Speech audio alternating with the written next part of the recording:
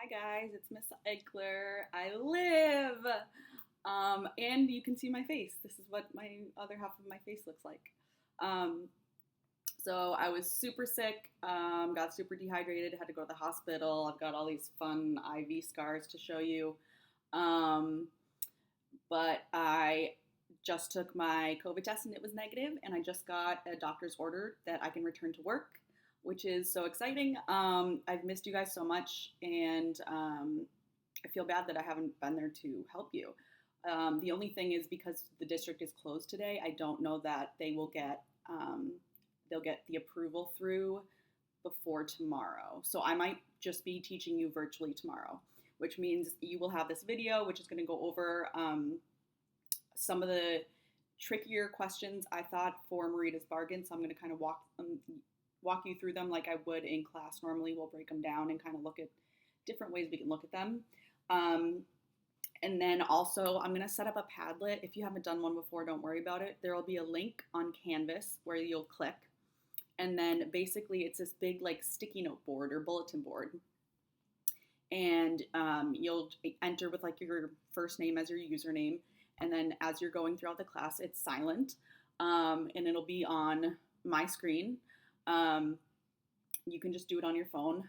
Pretty much nobody else is going to see it. But you can type a question and it'll pop up and then I can comment on it. So if you're like, Miss, I'm having trouble with number 3 because I can't find any textual evidence. I'll say, Hayes, why don't you go back and look at lines X through Y or whatever it may be. So I'm going to do that. Similarly, I guess I will probably do a Teams meeting with those guys as well. And I might just have everybody pop on. Actually, yeah, I might just have everybody pop on the Padlet just to streamline it. So I will be available during the whole class, just like I'm there, but I'm not there. So you'll have a sub who just has to make sure you don't kill each other. Your final questions for Miss Freed are due on Monday. And I just went back in and looked at your reading questions that you had to do for, during reading questions that you had to do for, or reading notes for this story. And seriously, out of all the seniors, maybe 4 people turned it in.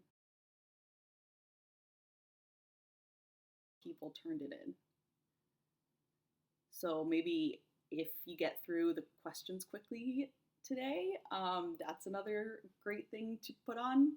Just as a reminder, because I'm not Miss Freed, I'm your real teacher, so I'm not just gonna be super nice and say like, you could turn it in whenever, like come see me on Christmas, you know what I mean?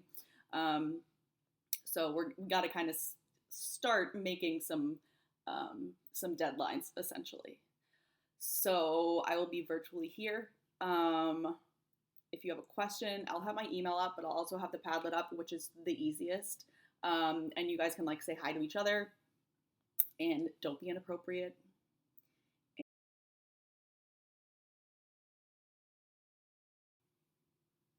All right, so now I want to go through a few specific questions, and it's really just 2 of them that I thought are the highest order thinking, so they're the most analytical. So one is number 5, which is an analyze question, and it asks you,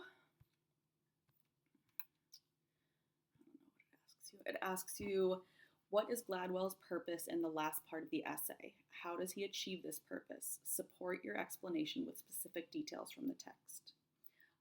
And then when I went up and read the last portion of the text, it says, Marita doesn't need a brand new school with acres of playing fields and gleaming facilities. She doesn't need a laptop, a smaller class, a teacher with a PhD, blah, blah, blah, blah, blah, blah, blah. All those things would be nice, of course, but they miss the point. Marita just needed a chance. Okay. She just needed a chance. So I want you to think about, this is the purpose in the last part of his thesis is essentially his essay, his thesis. It's his thesis. It's like, what does he want you to do now? What does he want you to think? How does he want you to think differently? What does he want you to realize because of this? Does he want you to like take any action? Does he want Do you think he's like making a political stance? What's his purpose by ending this way? Okay, so think about those questions. Rewind and rewatch if you need to. If you need to have the questions again. Okay, and then number 8. So number 8 was the synthesize question, which is always the hardest because it asks you to look at multiple ideas and mesh them together.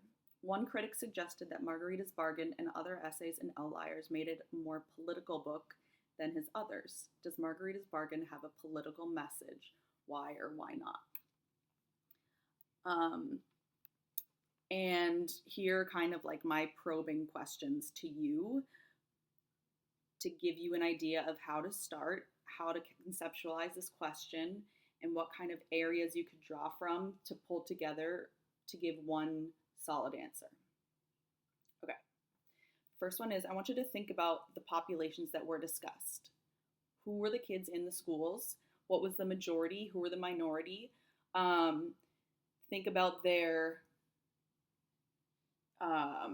their race and ethnicity. Think about their class level. Think about their distance from school. Think about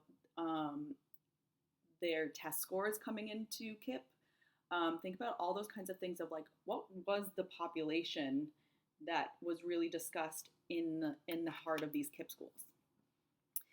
I also want you to think about the achievement standards that they are being asked to make equal. So KIPP's big thing is like, we raise kids' test scores so high when they come in so low. So like we're getting them closer to that, the big everything of like passing your FSA or whatever it is.